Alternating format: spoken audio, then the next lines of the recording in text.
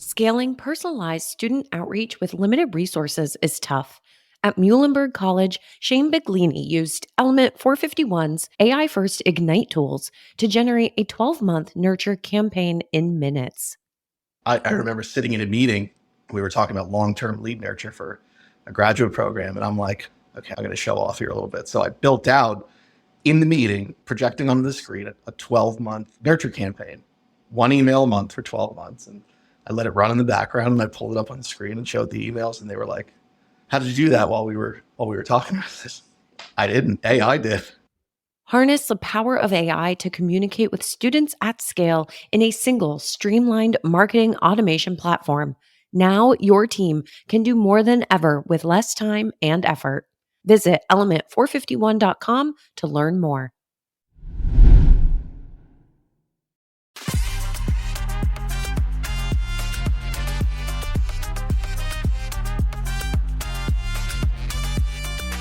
Welcome to Mastering the Next, a cutting-edge podcast that explores the future of graduate, online, and non-traditional education through the lens of AI and technology.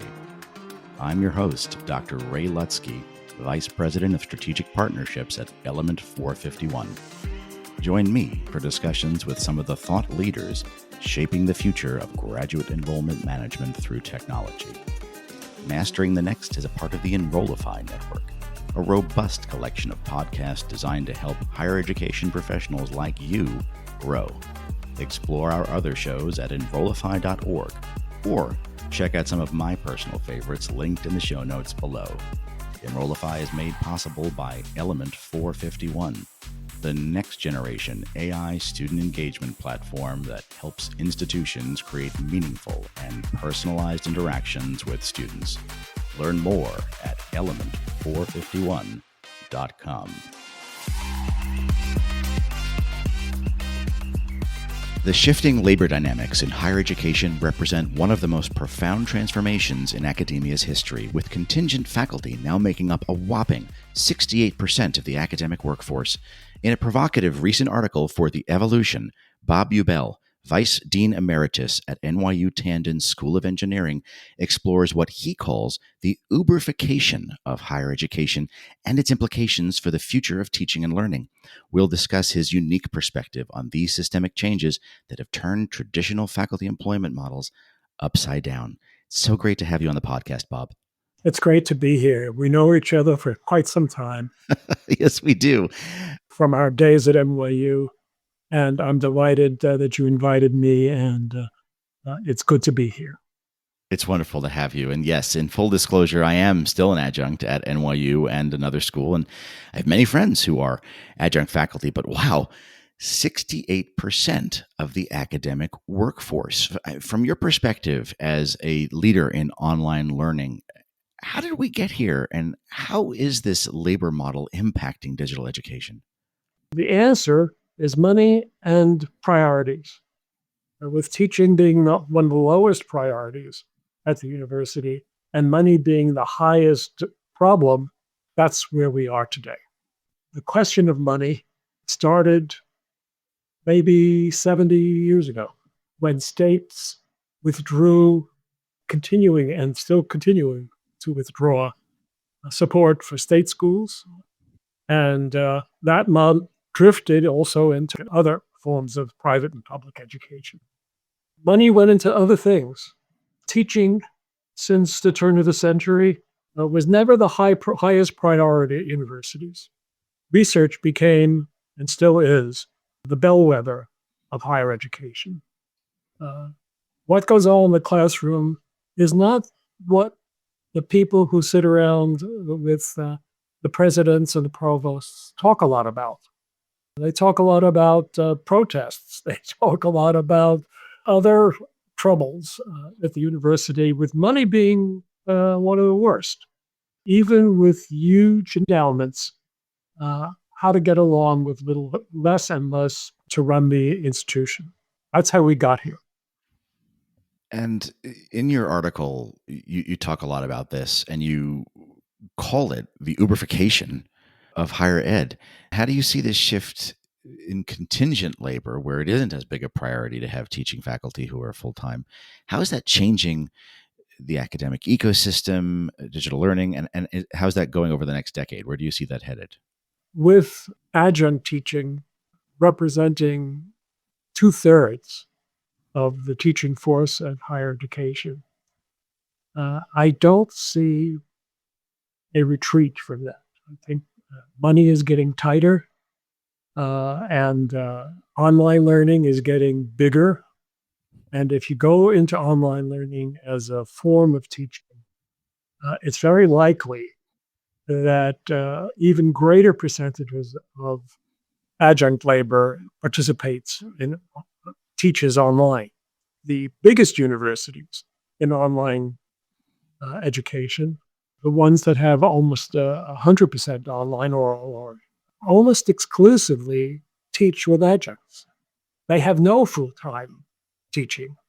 So as we move greater and greater into online instruction at our universities, the percentages of adjunct labor is going to increase.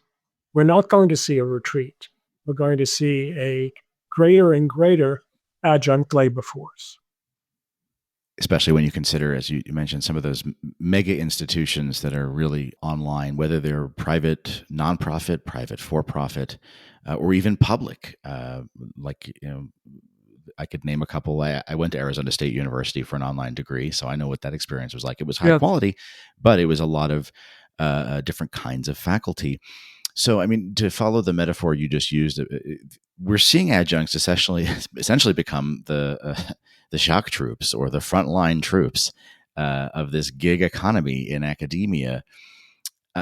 Do you think that online technology learning platforms are exacerbating this employment model or potentially alleviating the model? What do you see the role of these online learning platforms?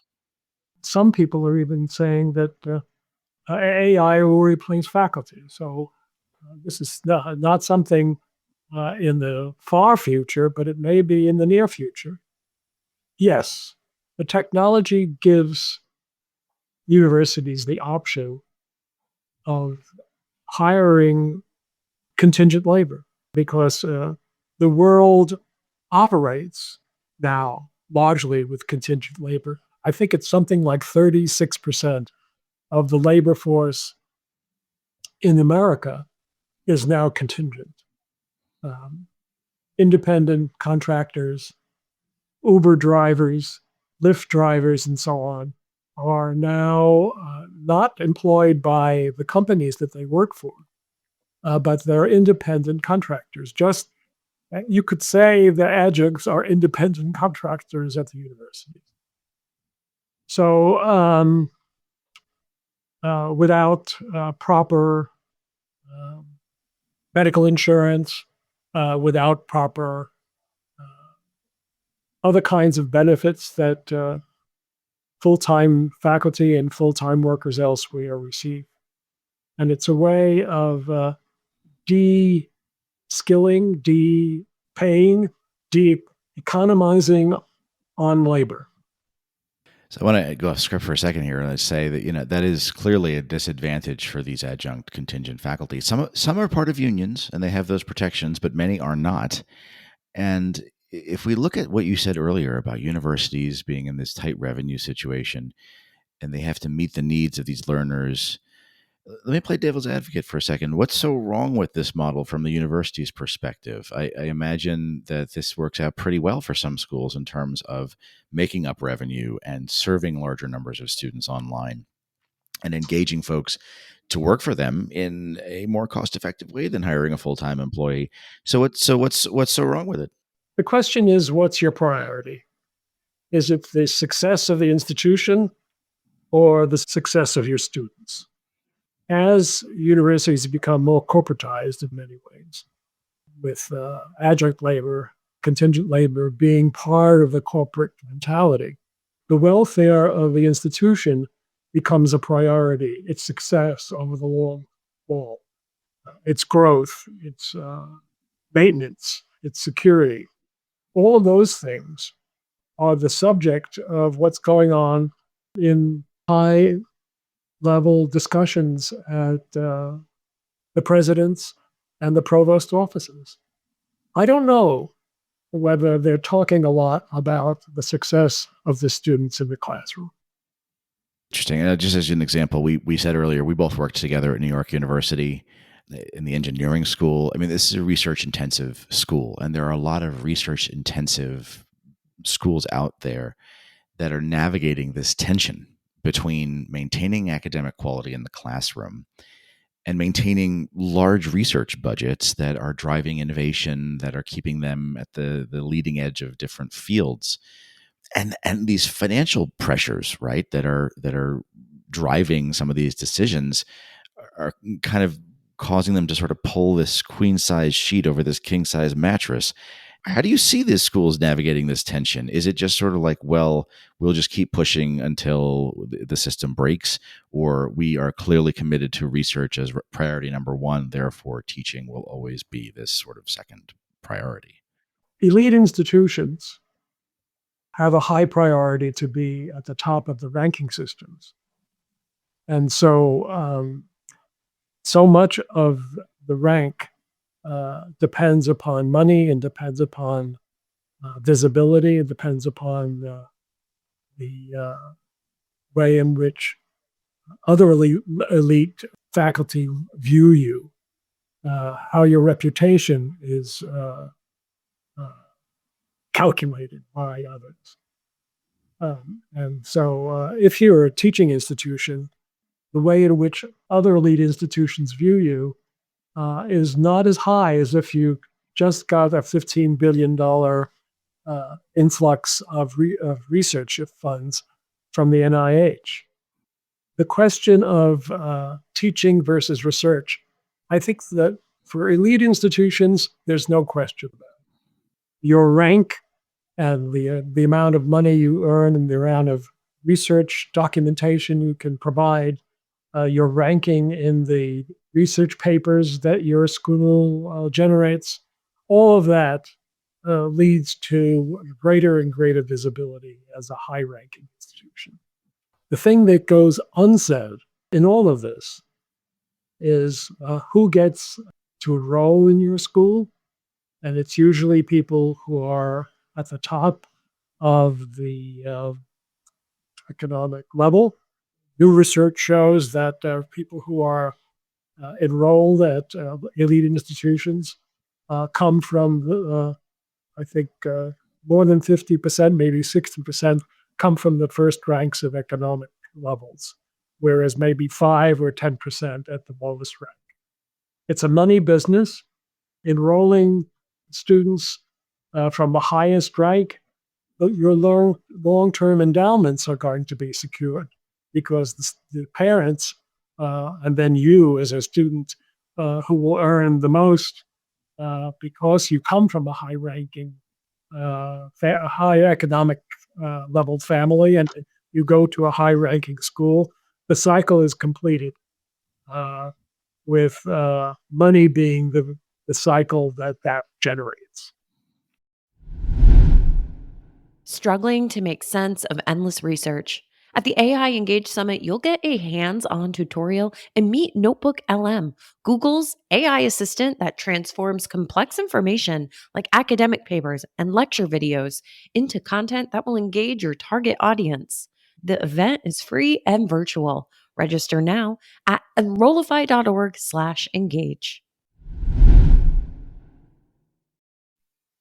Following that line of thought to its conclusion, it is natural to assume that means the students from the top economic classes are then going to elite ranked institutions where they're being taught by contingent faculty who may not have the resources they need to do a good job. Yes. It's an Which irony. is interesting. Incredible irony. And it is an unspoken truth that a lot of folks understand at these institutions, that research is priority one. It almost makes me think we're using the wrong key performance indicators when we look at the value of an institution and what it brings. Certainly research is important, and there are incredible advances made at institutions around technology, around sciences, around engineering, even the social sciences. And yet we still expect them to be able to educate the leaders of tomorrow at a level that we just won't measure. We just assume it's great because they're doing good research. Some time ago, when I was in science, I was the American publisher of Nature. One of the things I wanted to do is educate myself in various areas of science, especially in biomedicine. And I took a course at Columbia to become more conversant with biological sciences.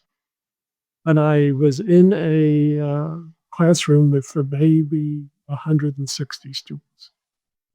This is Columbia University, and I'm supposed to get the most intimate education with the leading university professors.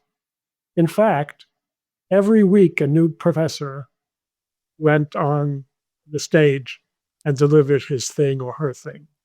The idea that you're getting an intimate, face-to-face education from elite faculty, even if you're going to Columbia, is a little bit of a question when the courses that you attend are 150 or 200 students in a vast auditorium.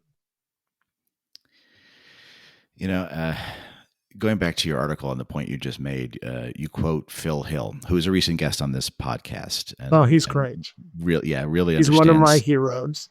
He's amazing and quite the expert. And he notes that adjuncts often don't even get access to their courses until the last minute. And this seems crazy to me. How could this not impact curriculum development and student experience? And I mean, what you just shared. Two things need to be done. You have to prepare for your class. And if you're teaching online, especially, you have to learn how to do it, especially if you've not done it before. If universities wait until the last minute because they don't want to pay you for a low enrollment class, they have to make money with high enrollment classes. The objective is not fulfilled as a professor if you don't have enough time to do what you have to do. To do the literature review and to understand the implications of what you're teaching, and also how to teach. The way in which not only is it important for you to teach face-to-face, but especially so the skill that's necessary for teaching online. So if you're asked to teach minutes before, you're not in the best position to be a great instructor. And I'm sure most adjuncts would rather be able to do a good job. And I mean, based on all of this, it's no surprise to me that groups like United Auto Workers and other labor unions are organizing adjunct faculty at a number of institutions, including NYU. And that happened many years ago. And they're doing a great job. And they are, yeah. And I'm a member of that union. So, there are ways folks are working to ameliorate the situation. But if you could wave your magic wand and change the current higher education employment model to address these systemic issues we're talking about, what would it look like? How can we create a more sustainable ecosystem for contingent faculty, especially because they're teachers at these institutions? I'm not optimistic, especially over the next 4 years. It's unlikely their priorities will be to infuse more money into the universities at state levels, because the right wing for over 100 years has been on the bandwagon to reduce higher education at state universities. And in the last Trump administration, those who he appointed to the Department of Education were some of the worst administrators in higher education. Their attempts to undermine higher education were legion. I can't end this with an optimistic end. I wish I could. I am not trashing online learning just to give a PS to all of the things that I've said before. Online learning is essential for working professionals and for workers in general. who have enormous responsibilities at work and at home. Online learning is a lifesaver to be able to get an education and still continue to work. So online learning is a force for the working class in America and for the middle class in America. It's one of the most progressive features in American education. It's the way it operates as an education force within the entire ecological system of university that's open for question. Certainly the value is well justified, and we look forward to seeing what happens next and hearing your future thoughts and reading your future thoughts on the topic. Bob Ubell, Vice Dean Emeritus at NYU Tandon School of Engineering. Thanks for sharing your insights with us. So here's my take. The irony in higher education today is staggering. As tuition continues to climb and students take on ever-increasing debt, universities are simultaneously cutting corners on their most fundamental resource, teachers. The financial model that leads institutions to rely on last-minute adjunct hiring isn't just unfair to those instructors. It's a disservice to students who are paying premium prices for an increasingly precarious educational experience. When faculty don't have access to their courses until weeks or even days before classes begin, how can they possibly deliver the quality of education that students and families expect? The uncomfortable truth is that this system isn't sustainable, yet universities seem trapped in a cycle of dependency on contingent labor. The real question we should be asking is not just about faculty working conditions or student learning outcomes, but about the very future of higher education itself. Can an industry built on such a stark divide between its workforce and its promises to students continue to justify a premium price tag?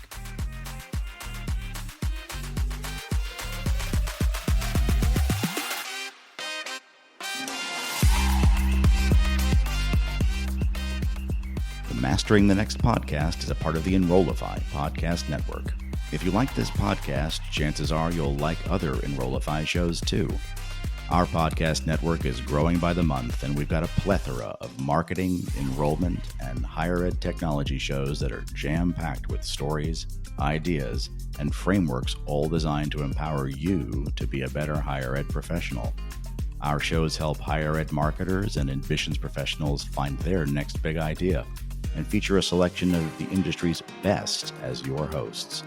Learn from Artis Cadieux, J.C. Bonilla, Mallory Wilsey, Brendan Henkel, Brian Gross, and so many other of your favorite leaders in higher ed.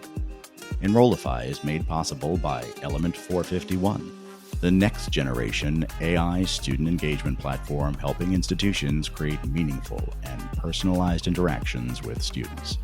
Learn more at element451.com.